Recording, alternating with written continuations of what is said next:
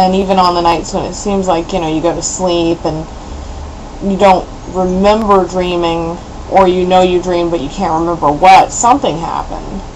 And it's really hard to say what, even when you remember dreaming, because it could be nothing more than an illusion of the mind, but it could be something greater. It could be, interdimensional travel.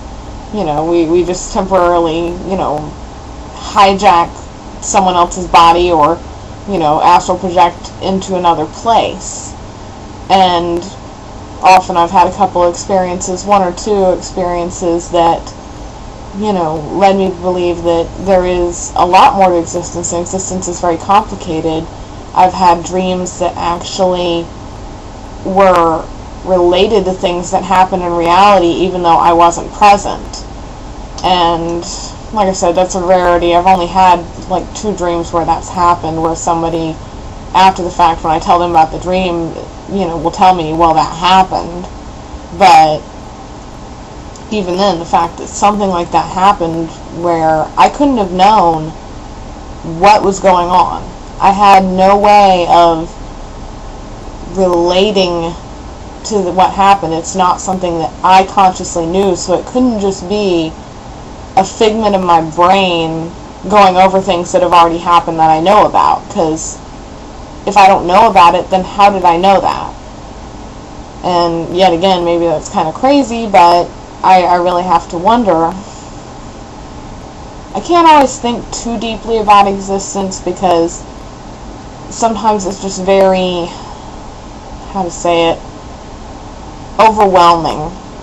It's such an immense thing that actually trying to comprehend all of existence comes to a point where it just, you can't think about it anymore, or you will, pass out from sheer inability to comprehend. Though I do like to think on it occasionally.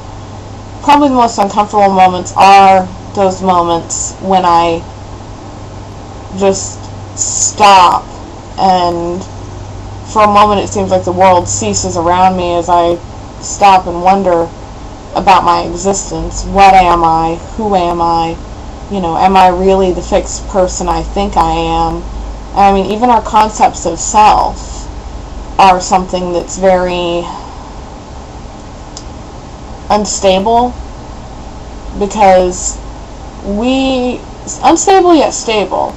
Our personal concept of self is pretty stable. We have a general idea, usually, of who we are, but then every so often I'll say, for example, stop and look in a mirror, and I'll kind of go, is that me? I don't remember looking that way. Or, gee, I've gotten old. Or something like that. I mean, I don't always feel like my outer shell. I don't feel like the person that people see. And I don't know what that's about, but it's just a concept of existence that's rather confusing, because we all have a view of ourselves, but that's not always the same view that people, if there are people, are presented with. And it's, one might say, well, if it's all a figment of the mind, wouldn't only pleasant things happen? Well, not necessarily. I mean, any person has the capability to do anything. And that's a very uncomfortable thought for people. People don't like to think, I could be a murderer, or, I could cheat on my wife, or whatever. But we all have the unlimited possibilities of doing and being anything. It's just a matter of whether or not we follow through with those abilities. I've often said that, it's lucky, the way I am, because I could just as easily be a serial killer, but I'm not. But I could be. Anyone has the potential to be anything, and I don't really know where I'm going with this, but, well, I guess you could say that it's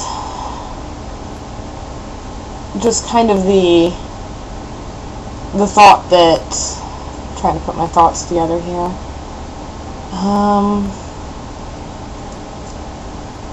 We are not fixed solely by our concept of self, because while we understand ourselves to be one way or another, that's not necessarily our only potential.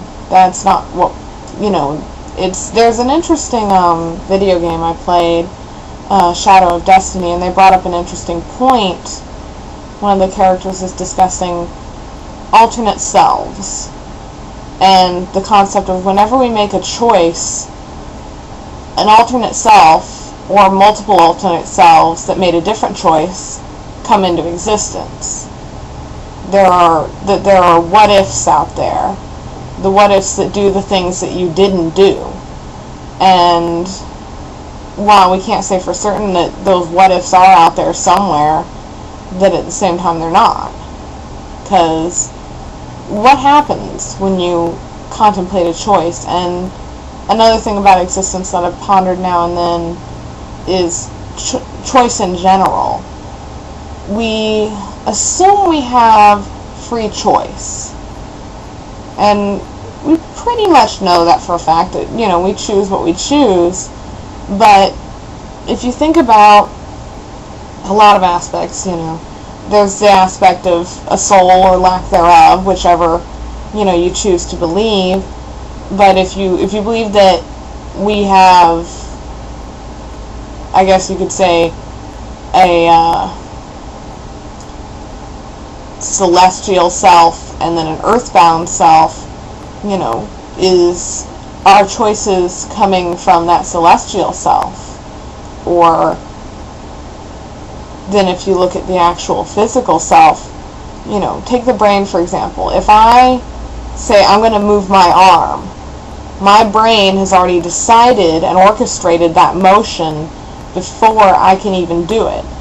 So something as simple as moving, is it really completely under our control? I mean, take involuntary muscle movements. We don't have to think about breathing or keeping our heart beating, but it happens because the brain makes it happen. So how much does the brain make things happen? Is everything that happens when we make a choice completely our personal choice, or is some of it, following through on ideas or instincts that the brain has already hardwired into us? And I think there are many levels, because there's the modern social human brain, and then we all, though some people don't like to acknowledge it, we all still have the basic animal instincts. We still have the primitive animal brain somewhere deep within us, and